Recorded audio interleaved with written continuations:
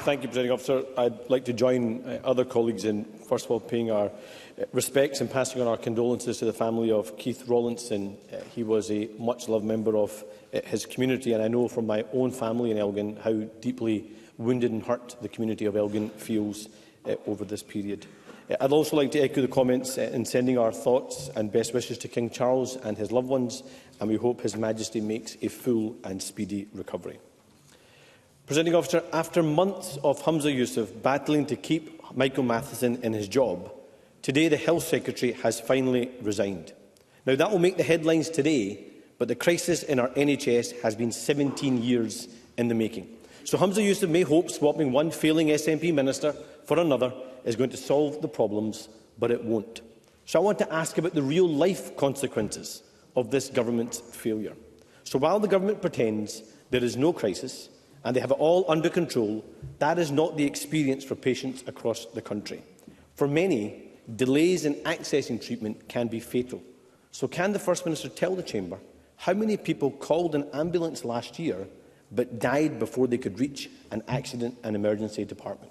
First Minister. Well, I don't have that figure in front of me. What I can say is, of course, as part of the winter funding that we announced, a significant chunk of that winter funding was to recruit additional staff for the Scottish Ambulance Service. I take real exception to Anas Sarwar's characterisation in his question that nobody in the government understands the real challenges that the NHS is under. We do. In fact, we, of course, are the ones who brought forward a recovery plan that's helping the NHS to recover. That's why we've seen Anas Sarwar sitting up. That's why we've seen, for example, a reduction on those outpatients who are waiting the longest 2 years or more in terms of long waits. That has reduced by almost 70%.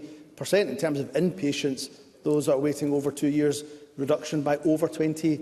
There's not a single person on the front benches here who doesn't understand the significant challenge that the NHS is under. And that's why we're ensuring additional resources to the ambulance service, but also I'm happy to write to Anas Sarwar the details of what we're doing to tackle far too long ambulance waiting times that are taking place across the country.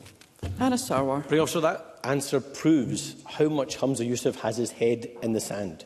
He talks about a recovery plan. Waiting lists have gone up since he published his recovery plan, and over 800,000 of our fellow Scots are on NHS waiting lists while he dithers around looking for a decent stat in his book. He needs to wake up to the reality facing far too many Scots.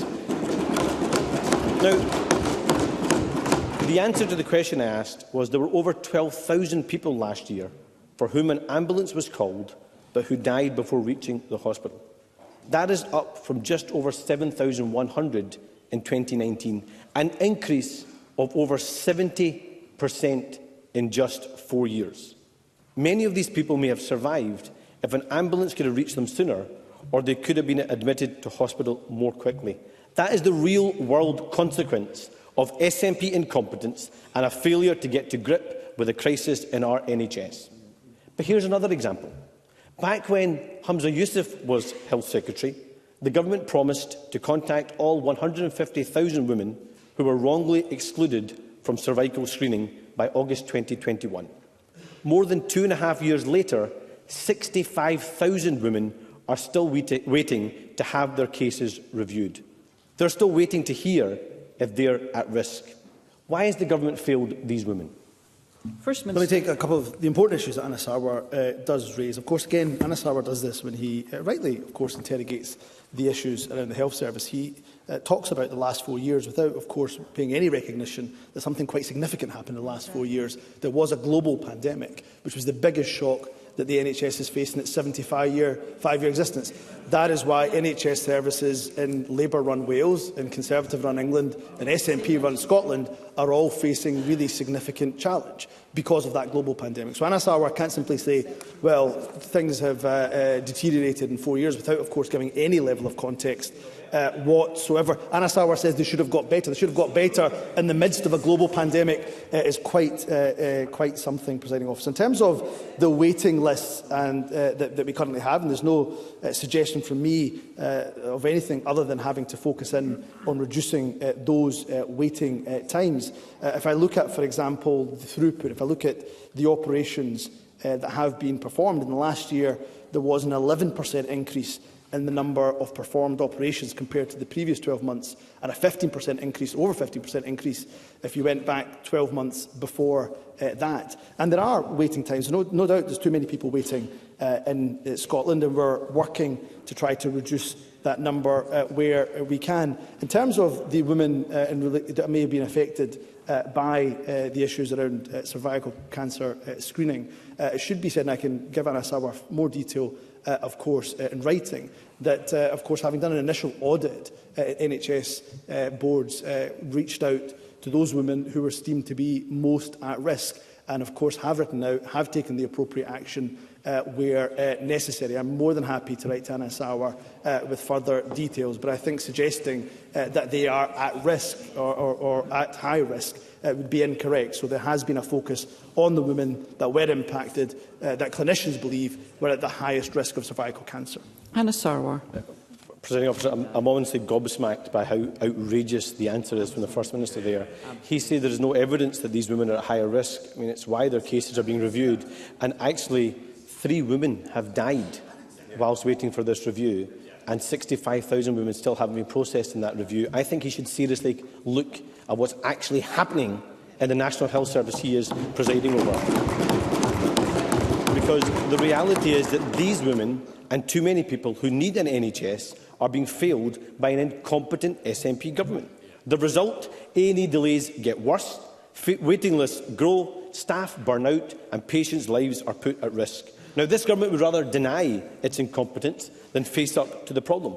Their financial mismanagement is further risking frontline NHS services, and they would rather continue with a culture of secrecy than learn the lessons of their failures. So, whoever this week First Minister chooses to be the next Health Secretary, isn't it the case that it's not just a change of a Health Secretary we need, it's a change from this failing, incompetent SNP government? First Minister. Presiding Officer, Anas Sarwar completely, of course, mischaracterised what I said. I said the review of cervical exclusions, he knows, and I'm happy to provide him with more detail on this if he doesn't, had 2 parts to it. The initial review of 1,500 records, which was completed in 2021, and then a much wider review of all exclusions from the programme that is very much ongoing, and that's covering around 150,000 individuals. I'm more than happy to provide Anas Sarwar with the full details of the progress that is being made.